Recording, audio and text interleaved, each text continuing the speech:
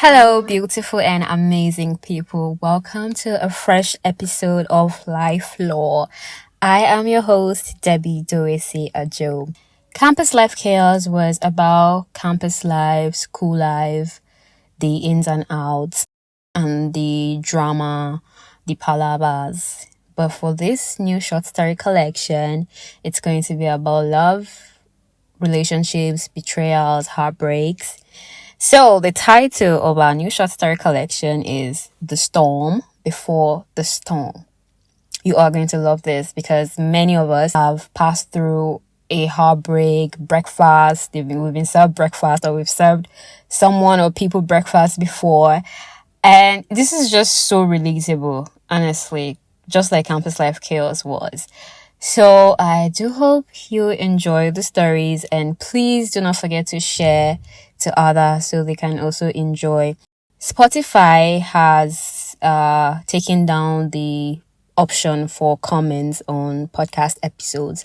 So now, after listening, all you have to do is take part in the poll and rate the podcast. That is the most important thing right now. Rate the podcast. If you haven't rated the podcast before, please rate it. And when you share it, please tell people that they should also rate the podcast, because better ratings mean that, more people get to see the podcast on their feeds and hopefully listen to it. For this story, our very first story on the Storm Before the Storm short story collection is titled On Colos.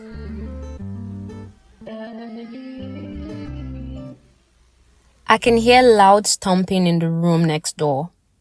The ground is shaking like a big animal. For example, a cow is running wildly with its hooves hitting the floor forcefully. This is not an earthquake.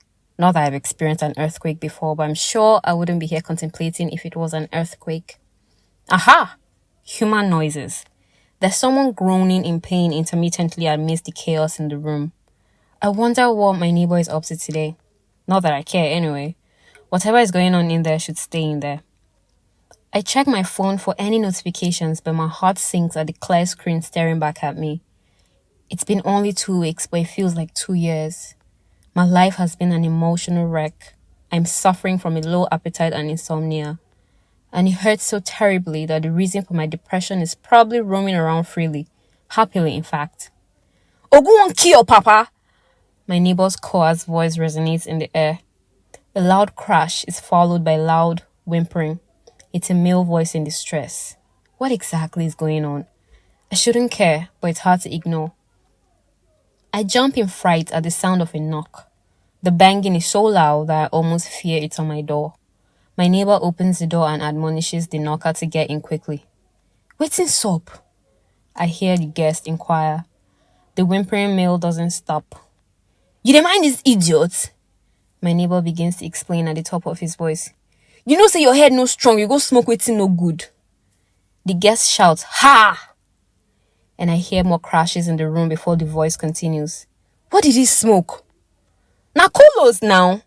My neighbor answers and immediately starts to beat the distressed male without ceasing.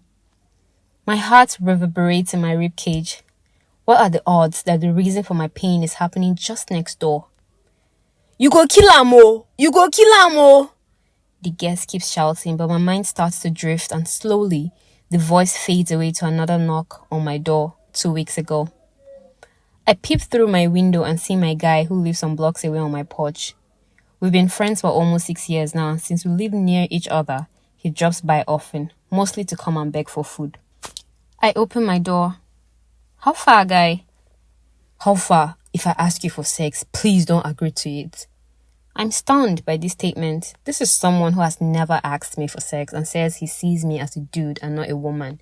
So why begging me to say no to sex if he asks? I reckon that it's probably a prank, so I laugh and shake my head.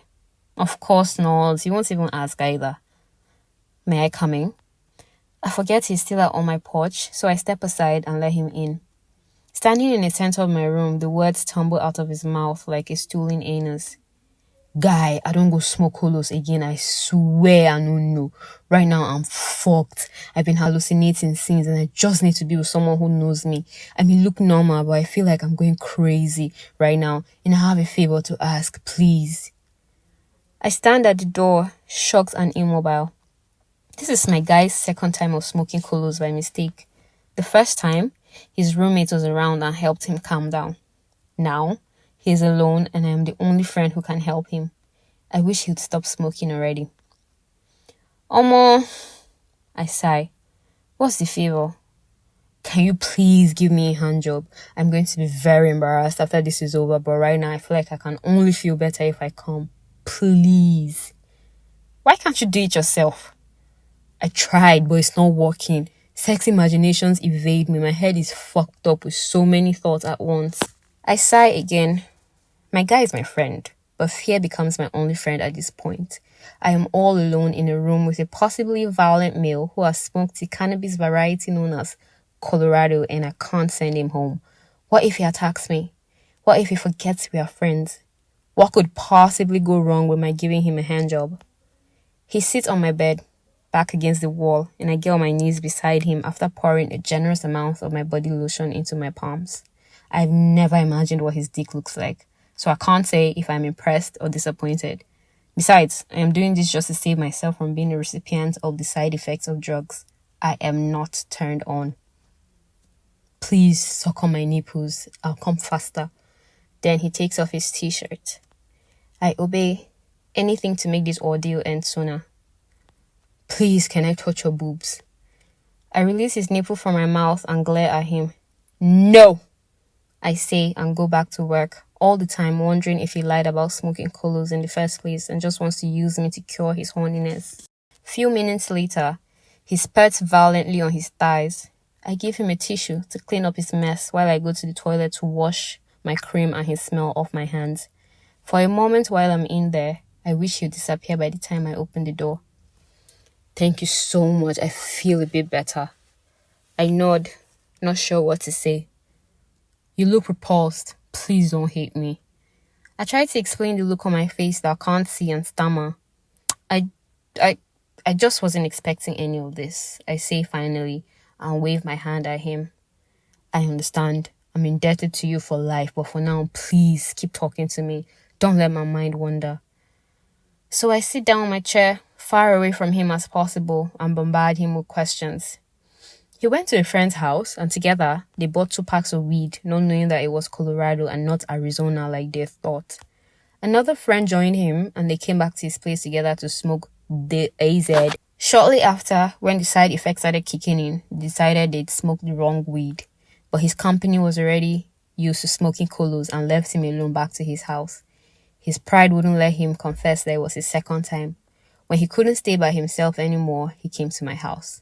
Would you have agreed to have sex if I'd asked? I don't even think twice before answering. No. He chuckles. Why? You know why. I don't wait for a reply. Are you hungry? Do you think eating something would help? He says he doesn't know if he's hungry or not, but anything to keep distracting him is welcomed. So I go to the kitchen and start preparing noodles for him. I boil an egg too, and he gobbles it up in few minutes. How much longer is this going to last before you go back to your usual self? I ask after about 20 minutes of talking after he finished eating. It's been just an hour since he got here, but it feels like an eternity. He shakes his head. I don't know. I need to pour water on my body. I sigh resignedly and nod to my bathroom. The shower is running. Take your time. A million thoughts whirl through my head. So far, he hasn't harmed me and all looks good. But I'm running out of things to say to keep him distracted from his delusional thoughts. Of all the times he could use my help and he chose to do so while on drugs. His roommate is very stupid for not being around today of all days. Why do people smoke anyway? Why is this dude even my friend? Oh God. I avert my eyes when I see him come out of the bathroom naked as the day he was born. Please put on your clothes. The next time my eyes fall on him, he has his boxer shorts on and he's pacing about, lost in only God knows the creepy thoughts going around in his head. I snap him back to reality. Guy, where were you? He takes 2 strides to where I'm sitting and grabs my shoulders. I recoil in fear. What is my name and who are you to me? My throat suddenly becomes dry as the Harmattan weather. I can't surpass the fire I'm seeing in his eyes, like a man on the brink of causing a felony. I am so scared there are goosebumps on my body like when I'm listening to Mariah Carey's music. Tell me. Talk to me. I start, swallow, and answer his question. His tight grip on my shoulder blades lessens and the fire in his eyes look quenched. I'm so sorry. I'm so sorry. He trembles. I want him to leave, but I'm terrified. I grip the chair till veins erupt on my hands. He gets into bed and places the covers over his body.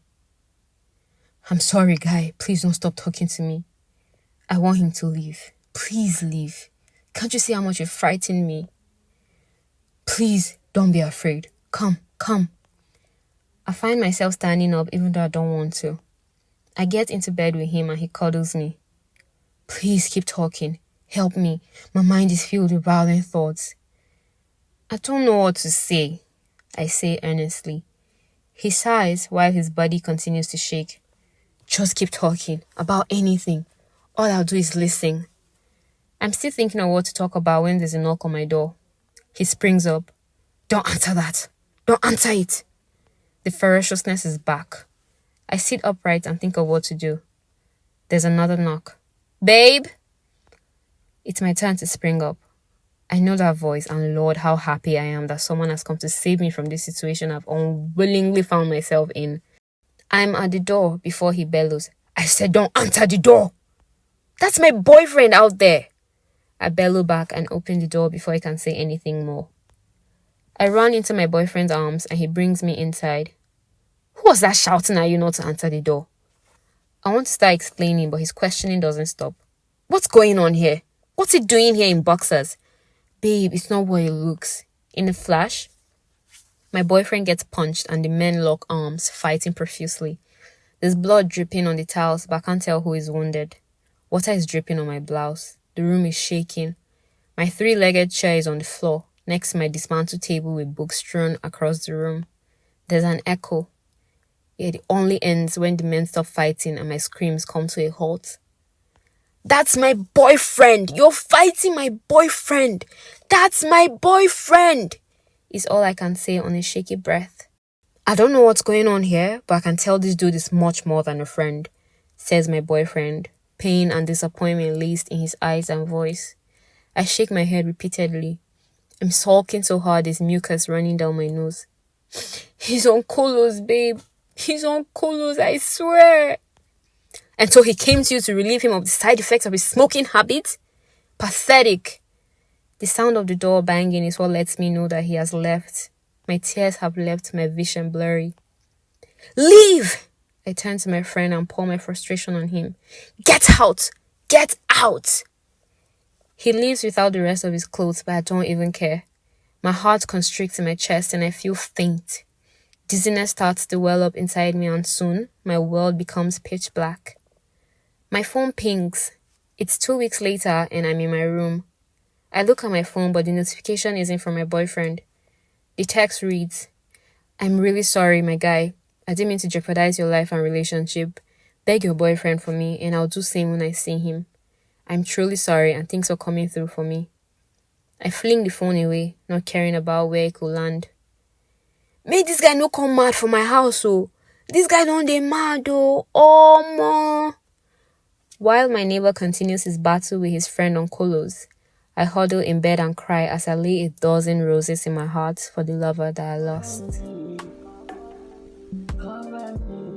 You have come to the end of this episode. On Colos is an absolute work of fiction and a product of my imagination, so any resemblance to persons living or dead or incidents is entirely coincidental. Do stay tuned for another story in 2 weeks' time. I remain your host, Debbie Dowesi Ajom. Stay blessed and say no to drugs. Bye.